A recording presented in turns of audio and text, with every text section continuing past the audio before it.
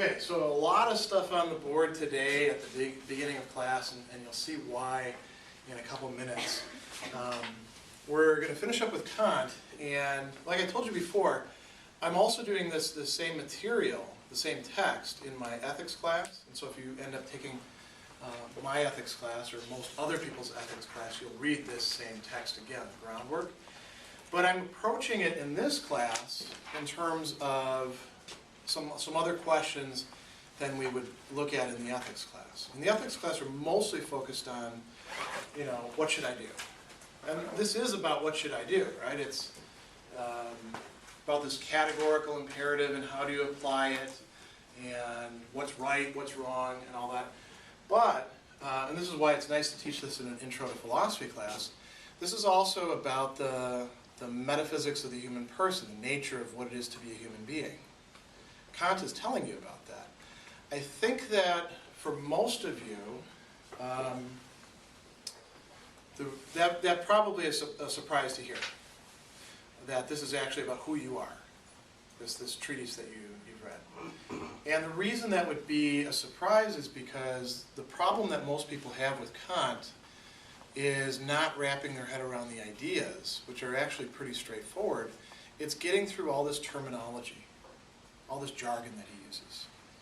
Synthetic, analytic, a priori, things like that, or categorical imperative, all those sorts of terms. If we explain them, they're pretty easy to grasp. But you almost need a dictionary to go through Kant. And it's kind of funny. This is translated from German, right? Because Kant was a German philosopher. Apparently in the German, it's even worse. The German students, when they're studying Kant, they often like to read the English translations because they are more clear than Kant's original writings. So if you feel like you didn't, you were at sea with this and not, maybe only getting, one point out of 5 and the rest of it was kind of going past you, that's okay. That's a natural thing to feel when reading this text. It's not like reading Plato where it's, it's two people talking to each other or something like that. This is difficult material. So we're going to go through that today, but before we do that, I want to set the stage a little bit of review too. So you got a question like this: what should I do? That's part of ethics, right? Or it could be part of political philosophy if it has to do with what should we do as a society. But if it's you individually, what should you do? Or what should I do? Or what should we do together? That's a matter of what we call ethics. And that's, an important question.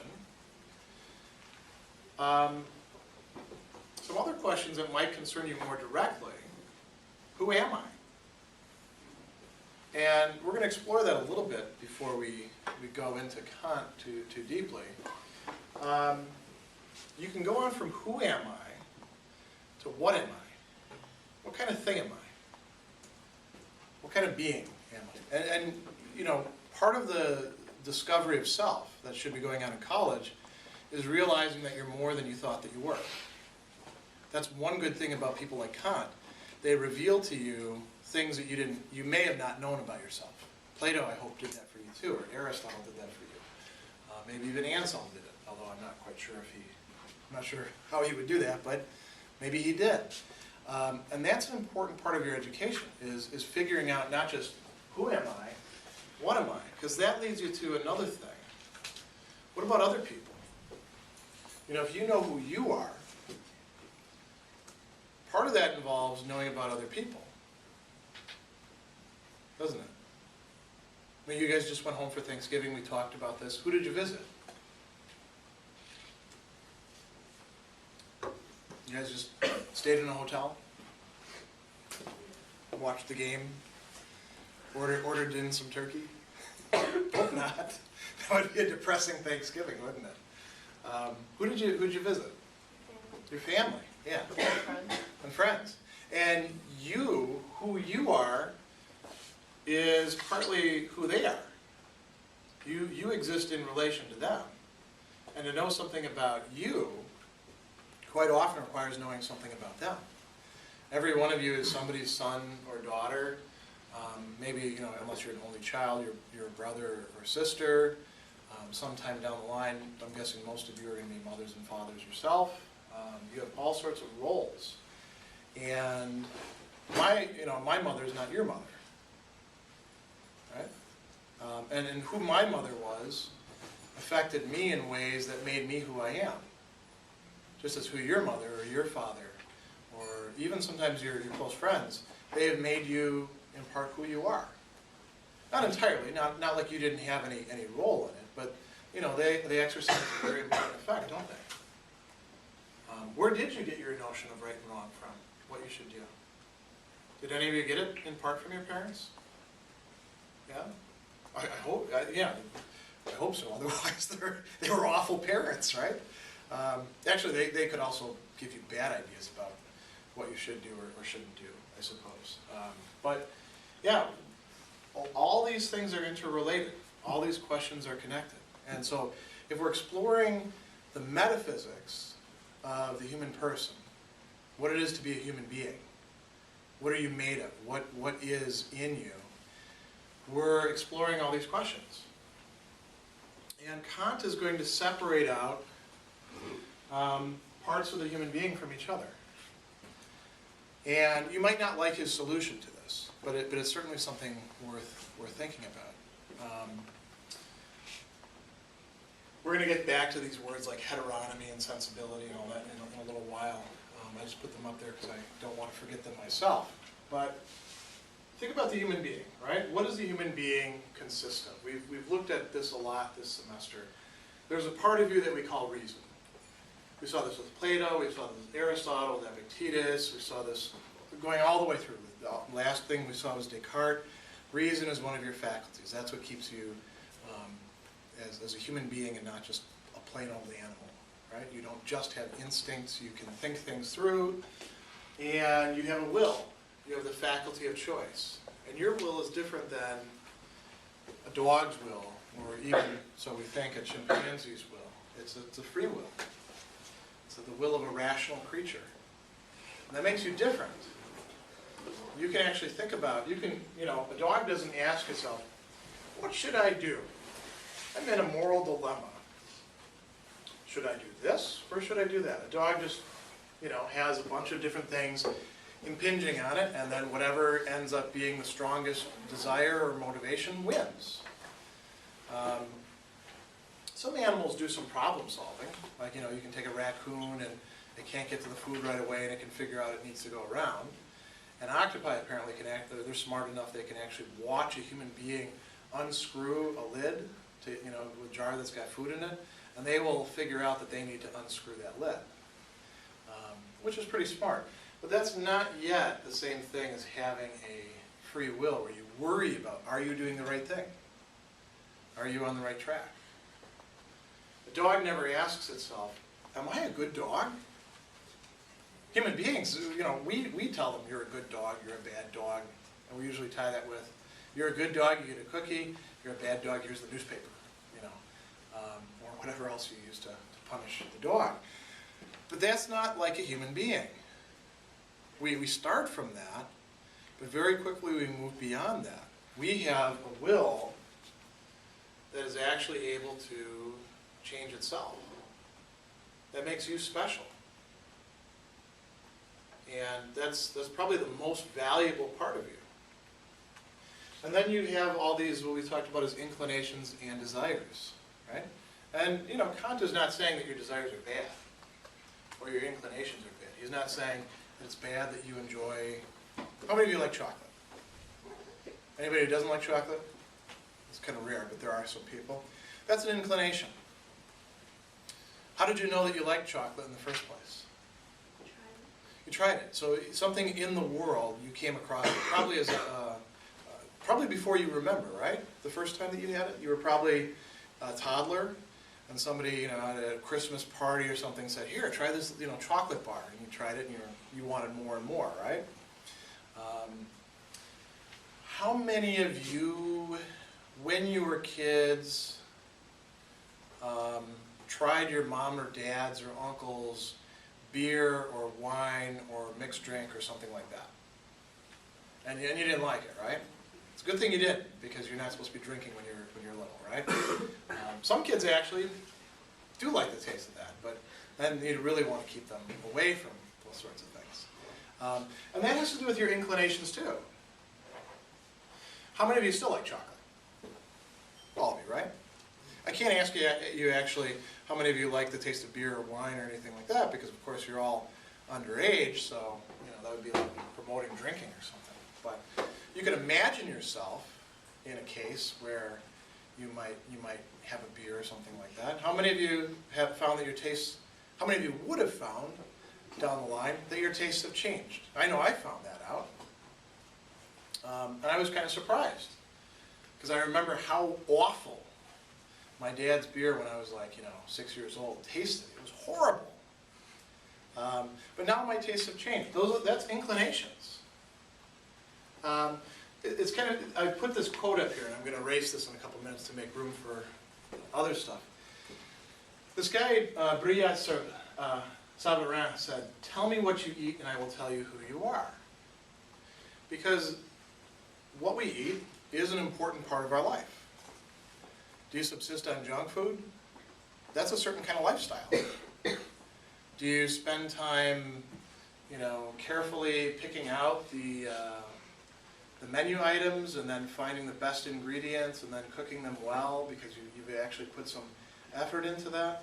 That's a different kind of lifestyle, isn't it? Some of you talked about over Thanksgiving helping out with the cooking, right? Why do we eat turkey and ham together and stuffing, and what else do we have? Green bean casserole and that sweet potato thing with the marshmallows that people make. Why do we have all that stuff? Why don't we just order pizza? It's, yeah, and that, that's part of who you are, isn't it?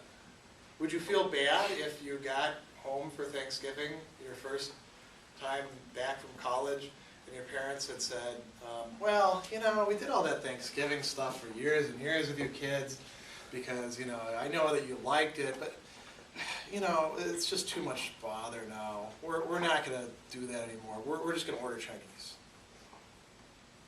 How would you feel? What's that? Really angry. Really? You'd feel angry? That's kind of a strong response. I suppose I probably would too at your age, because I was a hothead. But who are you to change these traditions? Maybe you feel disappointed at the very least, right? And that has to do with who you are. What else do you guys want? Just think about all the things involved with the world that we know. Every one of you is wearing clothes, which is good, because otherwise you'd not only be in trouble, but you'd be cold, right? Why did you pick out the stuff that you've got?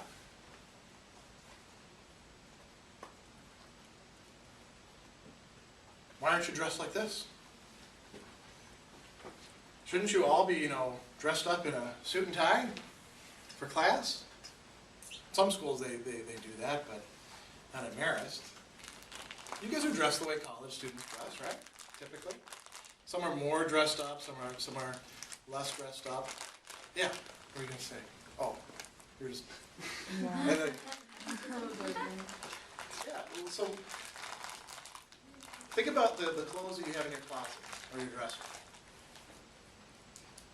How would you feel if somebody came in and took all those away and issued you a bunch of new clothes? They don't have to be uniforms. They could be really nice clothes. Like, well, we've got this fashionology thing, right? Do they make clothes at all, or is it just design, or I don't know. Let's go ahead. Like scarves and jewelry. Well, let's say, because we can make up anything we want. They suddenly got into the fashion industry whole hog, and they came up with a really great line of clothing. And while you were sleeping at night in your dorm, they came in and they took all of your old stuff and they burned it all because they said, this is just terrible. You can't be dressed like this. And they give you some really fashionable, high-end, durable, comfortable clothes. How would you feel?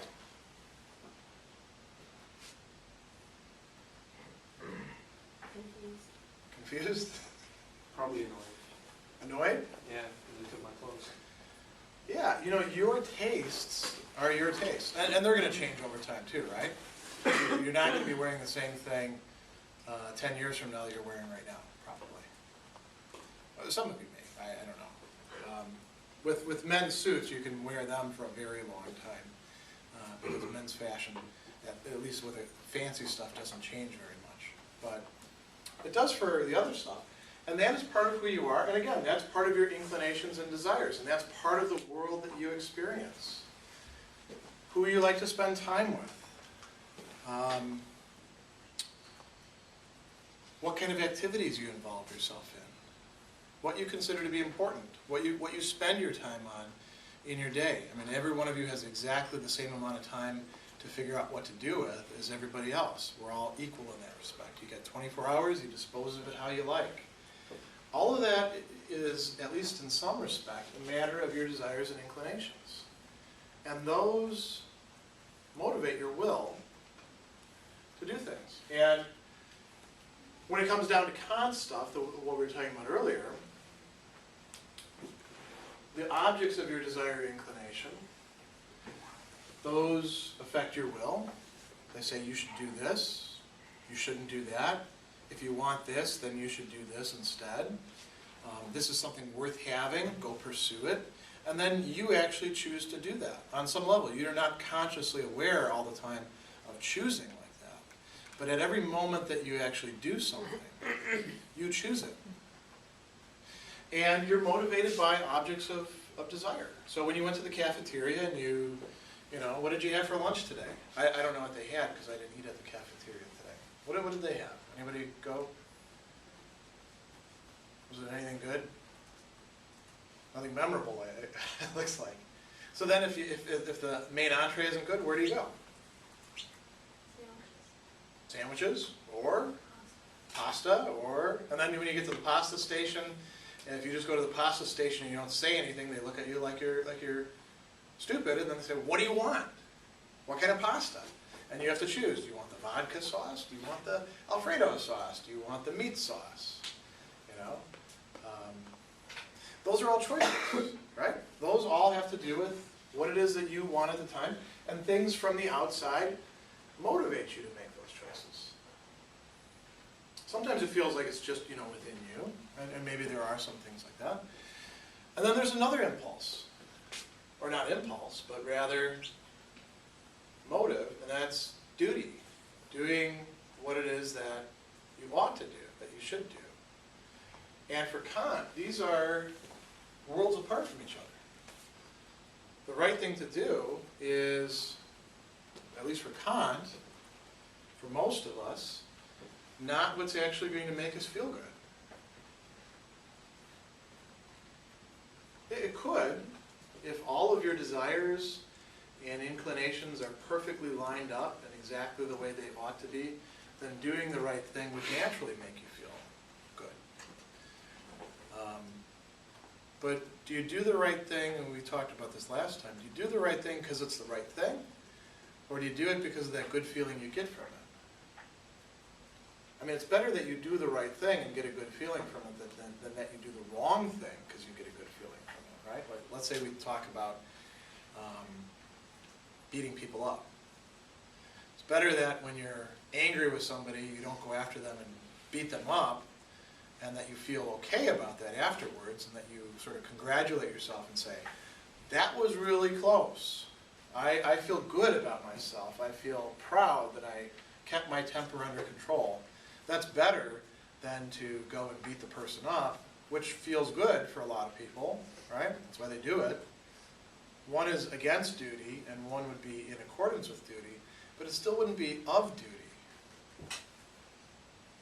It would be better for somebody like Kant to not go and beat somebody up, even if it goes against what you feel, hope, desire, because it's the right thing.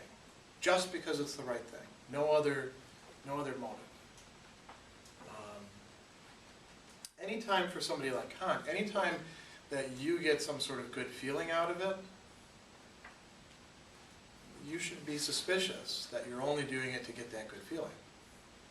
Like, think about, Christmas is coming soon, right? What do we do at Christmas time, other than sing carols and eat cookies? What's the biggest, and you know, for a lot of us go to religious services. What's the biggest thing people do? Presents. Presents, right. And why do we give presents? You could have a lot of different motives for that, couldn't you? Giving presents is a good thing. It's benevolence. It's doing good to another person. Do you do it because you want to get in with that person? Some people give presents that way, right? You'd like to be friends with this person, so you give them a nice present. You want to sleep with this person, give them a nice present. Should you give your boss a present at work because you want to, you know, get in with them a little bit? People do that. In my family, people actually tip the mailman and the garbage man at Christmas time, because that's, you know, sort of, I guess, a Chicago custom. And why do you tip them? Is it because you're just, you know, so happy with their service and goodwill for all mankind? No, it's because you want to make sure that they're going to give you good service the rest of the year, so they'll remember you, right? Why else could you give presents or do good things to other people? You love them. You want them to be happy. Now you're getting closer to something that could be about duty. Do you want other people to be, I think all of you do you want other people to be happy because that makes you happy? Or do you want them to be happy because that's good for them? That's something worth thinking about. And Kant isn't, by the way, Kant's not saying it's bad to be happy or to make other people happy or anything like that. It's not immoral, but it's not yet moral if you're only doing it because it makes you feel happy. And this is one reason I'm not a Kantian, because I think that it is, in fact, good for me to want to make, say, my children happy by giving them presents that make them happy. I think that's a good thing. Kant doesn't. Kant thinks it's not good or bad. It's just some sort of motivation coming from the outside. This is what he means when he talks about heteronomy. It means literally another law coming from the outside, a rule coming from the outside. Something determining the will that is not purely of the will, purely of duty. So, how do we wrap our heads around this? And this is where Kant talks about what he calls imperatives.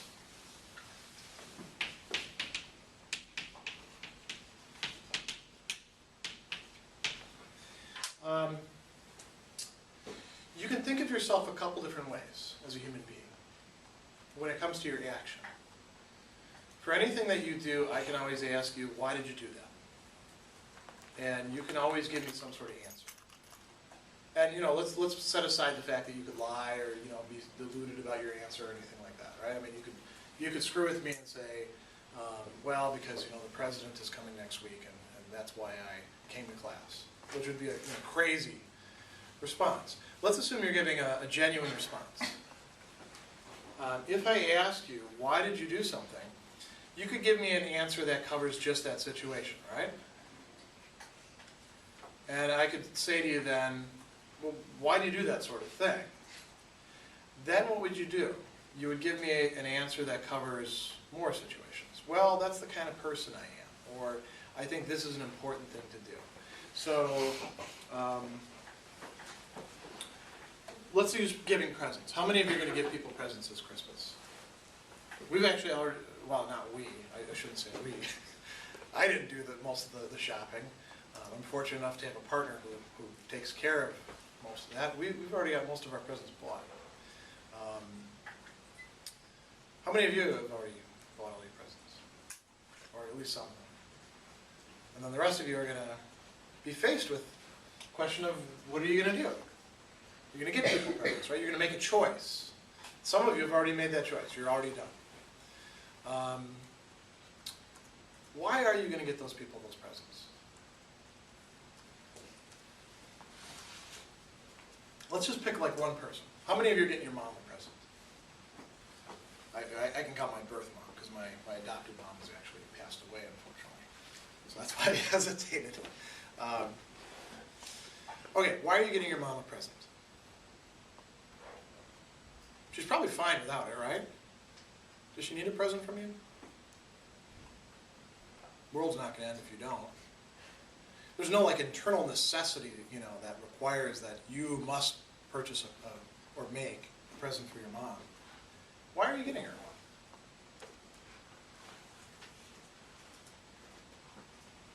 Yeah. Oh. Oh, well, because she's getting presents and because it's your mom. So it's okay. So there's a give and take, reciprocity, and because she is your mom. Yeah. Like, What does that mean? I mean, college students are kind of broke, so like, we're gonna get people presents and be like your family, like your mom, your dad, and your sibling. Okay. So if you're going to get somebody presents, if you're going to get somebody presents, that leaves the door open. No, I'm not getting anybody any presents, right? Should be your people that you're close to. And you can give them presents because you're close to them, right? Well, that's kind of a rule. You can look at that as an individual case, and then you can also look at that as a rule. Anybody who I'm close to, what about next Christmas? Are you close to that person? You should buy them a present. If you're not close to them, don't buy them a present. That's what you would call, in some respect, an imperative. And how many of you studied foreign languages? French, Spanish, German? Okay, so you guys are familiar with this term, right? Because there's the imperative mood in French or in Spanish or German, or what else did you guys study? Nobody did Latin or Greek or anything like that, right? You did Latin? Greek and Latin. Wow, that's impressive. Because they have the imperative mood as well. An imperative means the tense in which you, or not the tense, the mood in which you tell somebody what to do. So if I say, you know, this card is on the table, that's what we call the indicative. And if I say, the card is on the table, go get it. That's imperative. That's telling you what to do. Give your mom a present. That's an imperative. When you're in a situation where somebody's close to you and it's Christmas time, give them a present. That's another imperative. See, these cover general situations as well as particular situations. And when we're talking about right and wrong, we're dealing with these big general things. So, thou shalt not kill, that's an imperative. Saying don't go and kill anybody. It's a little difficult to figure out exactly how to fit self-defense or things like that in there, but you know, you get the general idea. Now, imperatives can be done a couple different ways, Kant says. And he talks about 3 different kinds of imperatives. There's imperatives of skill. So, for instance, let's take some sports things, right? You're an athlete. Anyone else in here an athlete for Marist? What do you play? I row. Oh, you row, okay. And Run track. run track, okay. And Cheerleading. okay. So we have 4 different types of activities. Each one of them you can be good at or bad at, right? What makes you good or bad at it? How can you tell if somebody's rowing right or not? It looks really weird to do. Okay. And there's probably bad results. Like let's say they're actually, everybody's rowing this way, but this person is rowing the other way. That's not going to work very well. There are imperatives that cover that. How do you know when a ball is coming to you? How do you know what to do? Because I've done it so many times, so you catch it. Okay. And how do you know that you have to make these particular motions in order to catch it? I don't know, I've done it before. Yeah, it's become more or less unconscious, right? So rowing quickly is unconscious too, right? You don't think about every single stroke I go. But all these things are governed by what we call imperatives of skill. If you want to produce this result, then do this. Then do this is an imperative part. That's saying do this thing. So you're sitting there in the boat, and somebody is screwing up, and they're say out of rhythm. You say, get with the rhythm. You're giving them a command. And if they asked you, well, why should I do that? You might just look at them as if they're stupid because they're involved in your activity. But bless you. But you could also say, well, look, you're not helping activity, you're actually hindering it. And then they might say, oh, I don't care about that. And then you say, well, then you shouldn't be here on the boat, should you? Because you're part of this activity. If you want to be part of the team, then this is what you have to do. So do it. But they could always say, I don't really want to be part of the team. It's what we call a hypothetical imperative. If you really do want this, then you have to do this. Medicine is like that too. Or building a house is like that. I'm not going to say which relatives it is of mine. Most of them do incredibly great work when it comes to building, because I come from a family of tradespeople. And some are masons, and some are contractors, and some are carpenters, and some of them just do incredible work. My uncle drywalled for years and years and years. Now he's an iron worker. I do have some relatives that even like the light switches, you go to their place, the light switches are off kilter. And you walk in, and you've all seen Dr. Seuss books, right, where everything's at weird angles, and you look at it and you're like, who put that in? Didn't you actually want things to be level and look right? They could say, I don't care. I mean, for a lot of us, that would sort of offend us. You'd look at it and be like, what kind of, and then you substitute a lot of swears, person put in that. But, imperatives of skill, they only matter if you want to produce a certain effect. And they cover all sorts of things. And you know what? They could be good or they could be bad. If you want to kill a person, you can get books on how to do that. And you can get books on all different ways to do it. How to stab them, how to poison people. I'm not suggesting anybody do this because that would be bad, right? But if that's the end that you want to produce, you can find out information. Actually, now on the internet, you can find out any sort of bad thing you want to do. I'm willing to bet there's a site out there that tells you how to do it well. So I'm not going to even start speculating because we could spend too much time on human depravity now. Is that all there is? Well, no. There's also what we call prudence. And when it comes to imperatives of skill, you and I want different things, and each one of us wants different things. So let's think about cooking, for example. All of you like spaghetti? Spaghetti and meatballs? Anybody here doesn't like it? How much garlic should you put in the meatballs? What do you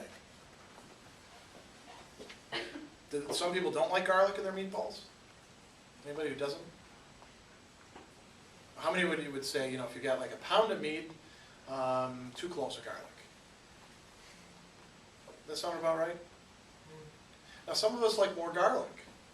Like I might put 4 cloves of garlic in, and a lot of pepper and a lot of parsley. That might be too spicy for you, right? You might not like that. You should put 4 cloves of garlic in for each pound of meat. That's an imperative, but you don't share the if part. If you like things that way, then do it this way. When it comes to prudence, what is it that we all do in fact desire? In general, the biggest general way of talking about it. Is there anything that all of us do want? Aristotle talked about this. Can you think of anything offhand? The Greek for it was eudaimonia, but we call it, somebody said it, happiness. Very good. We all do desire happiness. And that looks a bit different for us, right? I mean, for me, happiness is probably going to be somewhat different at 40 years old than it is for you at 18, 19, 20. But there are some general things that we all share. And you can take it for granted that everybody does want happiness. Everybody wants their desires and inclinations satisfied. That's part of what it means to be a human being. Imperatives of prudence are imperatives about how you do that. So if you want to be happy, should you spend all your money on lottery tickets? What do you think? Good investment or bad investment? What do you say? How many say it's a good investment? Not a single one? How many think it's a bad investment? Some people are unsure. Because you could win that big one, right? So why? Why is it a bad idea to spend all your money on lottery tickets? Or slot machines, or video poker, or pick whatever game of chance you like.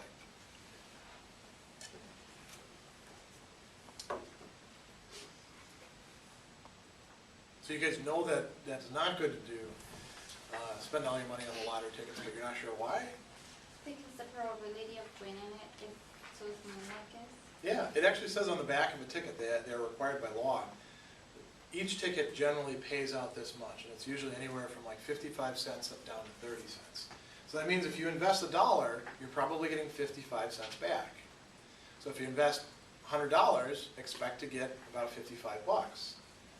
Even less if you then reinvest your winnings into more lottery tickets. I used to work at a gas station where I sold scratch-off lottery tickets, and I'd see people come in with $100, buy $100 worth of tickets, scratch them all off. They'd win their 50 bucks, turn that into 25 bucks, turn that into 12 bucks, and then pretty soon they're it's all gone, and then they're mad because they thought they were going to win big. Well, you know that that's not a prudent thing to do because you can think this out, right? If wealth is important to you, is wealth important to you? I hope it is, because you're going to need it in order to be happy. If wealth is important to you, then you should do things that will build your wealth. Buying lottery tickets is probably not in that class of things. What would be something that you should do? What do you think? Yeah. Get a job. Yeah, you're not going to have any source of wealth if you don't have a job, unless you're just waiting for somebody to die so you can inherit the money, right? But that's almost a job too, because you got to get in good with them, and it's true what they say about if you marry money, you earn it. Well, those are all maxims of prudence. Those all have to do with satisfying our desires and inclinations. Kant, again, is not saying it's a bad thing, but those are conditional. Do you want this? Do you want the same things that I do exactly? I doubt that having a collection, as extensive a collection as possible of 1980s heavy metal music, minus glam metal, is actually high on your list of things that make you happy. You might be interested in that. You're the only person I know in all my classes who actually had any sort of positive response to that. But that actually does make me happy. I suspect all of you have music collections, right? In iTunes, is that what you guys use? And your music collection you add to every so often? Happiness for you looks somewhat different than it does for me. And it looks different for each one of you. These maxims, or these imperatives of prudence are not comprehensive enough. They don't actually extend to all of us. If you do desire this, then you ought to do the thing that leads to that. But that presupposes that you actually do desire those things. Or that that's the thing that you ought to be doing. And that's what we're trying to figure out right now. Another kind is possible, that we call imperatives of morality. These are not conditioned. These are what we call categorical. Categorical applies to everybody. So they're not things like, well, if you don't want to get in trouble, don't kill people. Maybe you like to get in trouble, right? Maybe happiness for you actually includes being behind bars or being on the run from the law. But to say you shouldn't kill people or you should, don't kill, that's unconditioned. You're not putting any, well, if this, then this. You're not putting any provisos on it, are you? You're saying, look, this applies across the board. So that's the kind of thing that Kant considers moral. Now, how can we figure these things out? How can we decide what a categorical imperative is, Kant gives you 3 formulations, and those are on that worksheet that I put in iLearn for you. And we're just going to look at 2 of them. Is that a Siri? I don't have one of those. I heard about them though. But is that thing, or I don't know. So Kant gives us 2 formulations, right? And the first one is very long, always on the maxim that you could will at the same time to be a universal law. We're going to boil that down a little bit. So it would be something like this. Follow the rule that you can will to apply universally.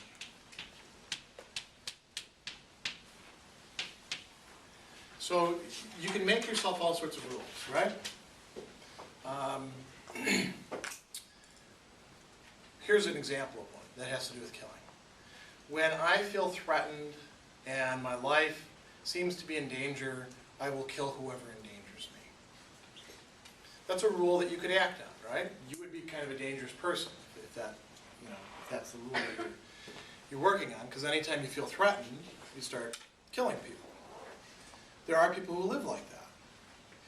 How do you know that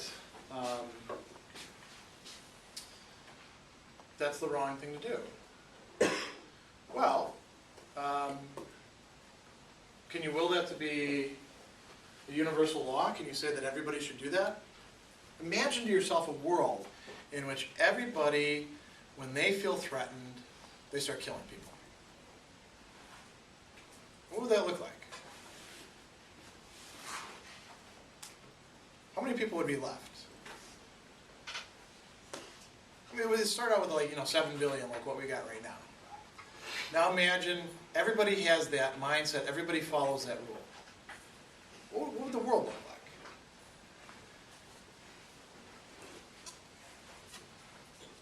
Does it make sense to try to say, yeah, that's what everybody should do? What do you think? That's looking at consequences. There's actually sort of a contradiction built into the very notion of, well, whenever I feel like I ought to, whenever my inclinations tell me to kill somebody, I kill them. That doesn't work. Let's use one of the examples that Kant also uses. Let's think about one that has to do with your talents. You guys are all cultivating talents in your faculties as concepts, right? You're in school. And some of you are doing other things, athletics. How many of you are in other sorts of activities?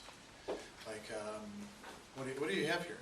You have clubs, I suppose, right? What other kinds of things do you have here that, Band. Oh, yeah. Yeah, and to do that is actually, you're not only practicing your part, you're actually learning how to work with other people in making music, which is a very complex activity. And you're developing yourself in doing that. You're developing what Kant calls your talents and your faculties. What else could you be doing instead of that? I mean, think about the temptations of college life. How do people end up dropping out? What do they end up doing instead of, say, going to class and going to a band? Partying? What's that? Partying? Yeah, partying, which basically means drinking or using drugs, random, or maybe not so random, sexual encounters, and staying up late, and what else goes along with partying? I guess just doing random activities, because that's kind of fun. What other things could get you in trouble? I mean, if you spend all your time partying, you won't make it in college, right? That's pretty clear. Are there other ways that you could, more quiet ways you could go wrong? What do you think the second most common way The second most common temptation that college students face is. Yeah. Sleeping. Well, Like Yeah. sleeping through classes. yeah, I suppose that would be bad. And then you wait, but then what are you doing in your time that you're not sleeping and you're actually up instead of going to classes? What sort of activities? I mean, some people sleep in because they're up late, partying or drinking or something like that. But there's another activity that can really easily lead to losing sense of time. And I don't mean studying. Because often you're quite conscious of how much time you're putting in studying, right? What else?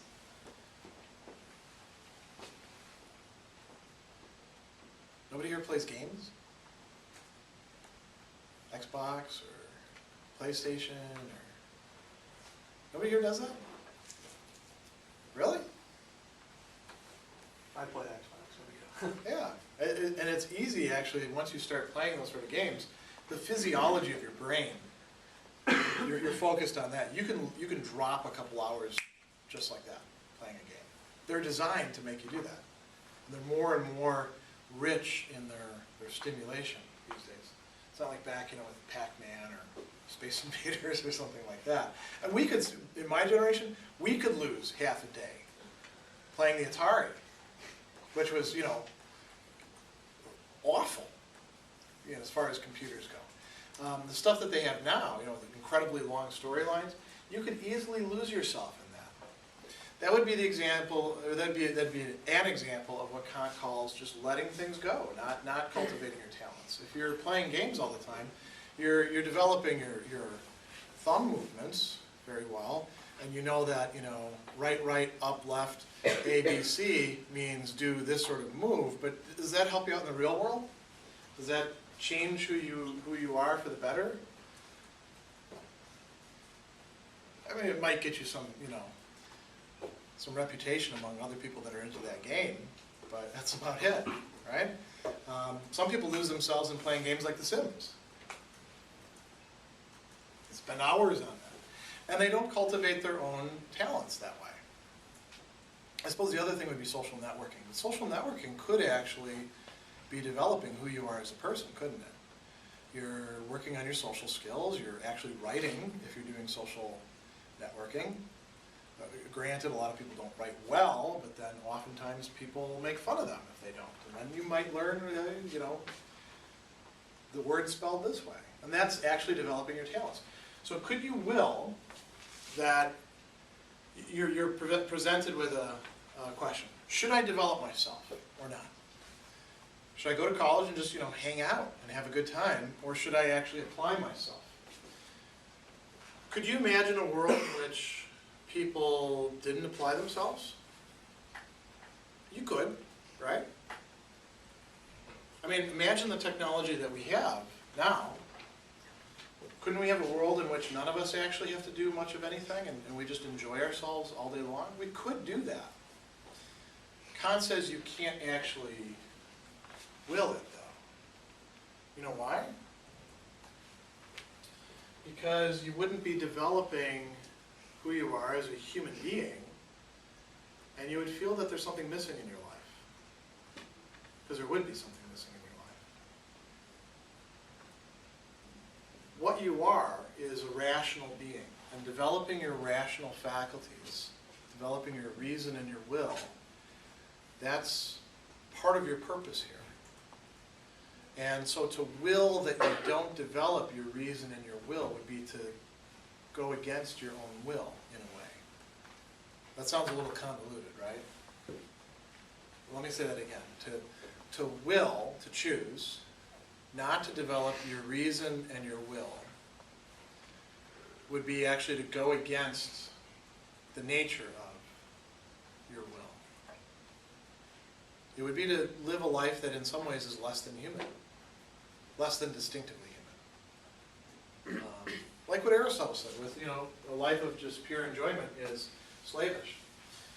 Another formulation of the categorical imperative that I think is easier for you guys to relate to immediately is the one where it says, this is the second, Act so that you treat humanity in yourself and in others always as an end and never as a means alone. So let's boil this down. Treat yourself and others as an end, not just a means. Or if you wanted to simplify this even more, don't use people. If the course of action that you're doing is just using somebody, it's not recognizing who they are, it's not treating them as equal to you, it's not treating them as equally valuable, then it's wrong, then it's not good. If it can in fact recognize them and perhaps even elevate them, make more of them, improve them, then it's moral, then it's good. So think about relationships. What are the reasons people get into relationships? And you can just be very realistic here. I'm not talking about necessarily your relationships. What do you know that people do, human beings? Why do people get involved with each other? As friends or as lovers or whatever. What are our motives?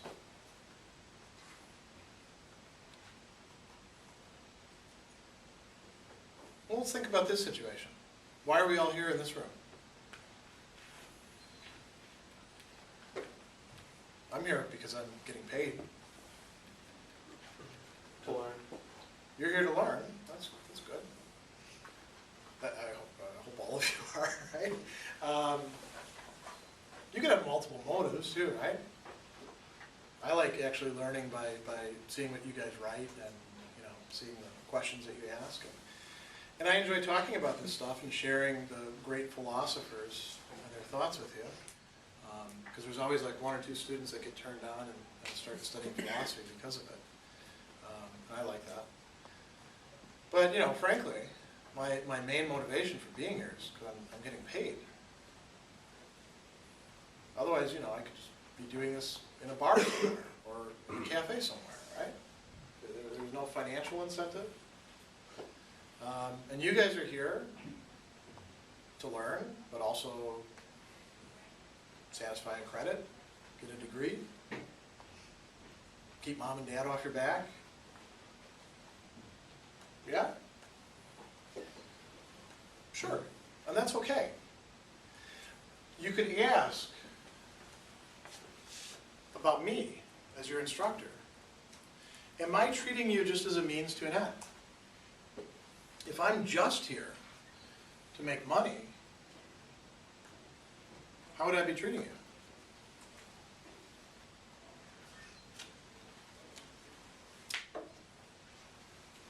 Let's say I wanted to, we have these evaluations coming up, and you guys are going to rate me. You're going to give me a grade. A, B, C, D, F. It's actually like 1, 2, 3, 4, 5, I think. The bubble thing. But maybe in order to get good evaluations, I should give everybody an A and make sure that you have an A right now, and that you know that you're going to get one, so that you'll give me a really good rating too. That might make a lot of people happy, right? That would satisfy desires and inclinations. But the question to ask about morality: how would I be treating you? Would I be treating you as an end, as somebody valuable? If I don't actually grade you fairly and I just give everybody a gold star, or would I be just treating you as a means to an end? What do you think? It might feel okay too while you're doing it, but then later on you'd feel bad about it. Means to an end. Yeah, and you would feel kind of used. What if I came in here just because I like to talk a lot and be up on stage and be the big philosopher, and you guys are my audience? Would I be treating you any less as a means to an end than if I'm just doing it for the money? You'd still just be a means to an end, wouldn't you? What could I be doing then with this class? Because I am treating you as a means. You know that, right? I am making money off of being here in this class with you. I'm not getting paid per student or anything like that, but I'm getting paid to be here, so I am treating you as a means. If I'm not just treating you as a means, how would you know that? What, do you feel that I'm just treating you as a means, or have I given you that sort of impression? No? Why not? What else is going on here that indicates to you that you're more than just a means? That's important.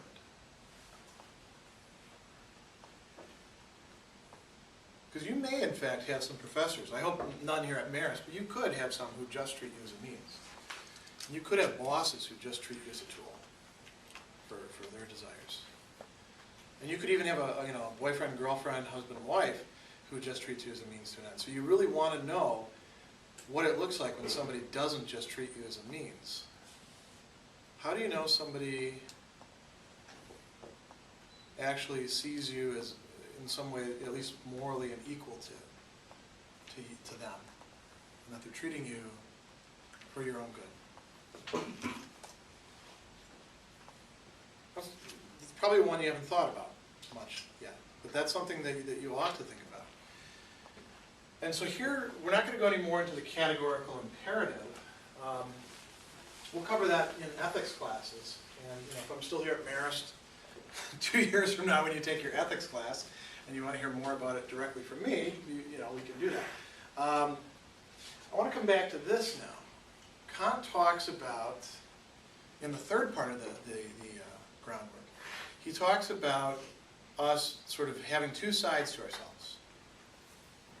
There's the side of sensibility and heteronomy, other things deciding what we're going to do, our desires, our inclinations, how things feel for us, or just a sort of moral sense. He would consider that to be heteronomous, it's not duty.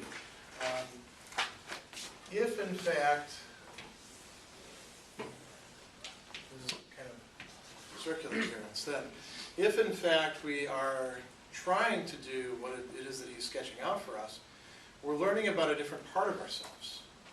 We're learning that we're not just the sort of things that we see, smell, hear, experience in the sensible world. In this sensible world, you are a bag of meat and bones and nerves. But you're not just that, are you? You have a worth and a dignity because you have a free will. Now, can you prove that you're actually free? Can you prove that any single decision that you make isn't because secretly deep in your heart of hearts you wanted this or wanted that, and that something else isn't pulling the strings? Kant says no, you can't prove that. But you have to assume that, because your world would not make sense if you didn't. And again, here's how you're different than the other animals. The other animals don't have free wills. You do. And your free will is so powerful it can even determine itself, for better or for worse. That means that there's a side of you that is not just your inclinations and your desires. So tell me what you eat, and I don't actually know entirely who you are. Tell me what you, going more broadly, tell me what you desire, tell me what you love, tell me what you take joy in. I still don't know all of you, because there's a side of you, an important side of you, something that is truly who you are, that escapes all of that. How do you actually have access to it? Through these sort of conceptions, through reason, purifying itself of all these other inclinations, desires, looking at things universally, and will, determining itself. So there's a side to you that nobody will ever be able to see, hear, feel, anything like that. But we can know that it's there. We can think that it's there. We can grasp that through reason. And I could know that you are like me in that respect, or that both of us are like Immanuel Kant, because we have reason and will. We have experience of what it is to make a free decision. Not experience in a worldly sense, but in something that goes beyond it. So in every single human being, you're more than just what we can see. You're more than just what we could psychoanalyze. You know, if we dug down and found out what your deepest desires actually are. What does that look like then? That's where, again, I'm not a conscience, because unfortunately, we can't say much more about it after that point. And that part of you that is, you know, free, spontaneous, that can give itself rules, that can grasp things through reason, is that individual? Well, yes, because it's in you and it's in me. But how does yours look any different than mine? Well, we can't see or hear or smell or any of those with any of them, so we can't directly compare them to each other except through our moral life. You actually are what you do. And this is where we're gonna leave off, because this is actually taking us back to something that's kind of similar to Aristotle. You become what you do. And Aristotle has a different way of understanding that than Kant does. Kant gives you these categorical imperatives for figuring out what you do. If you want to cultivate this side of yourself, if you were Kant, the way that you would do it would be through thinking about your actions and thinking how you could bring them in line with duty, so that you're acting solely from duty and not any other reason. You would do that through these categorical imperatives. Next class, we're going to take up Kierkegaard, who, again, very different than Kant.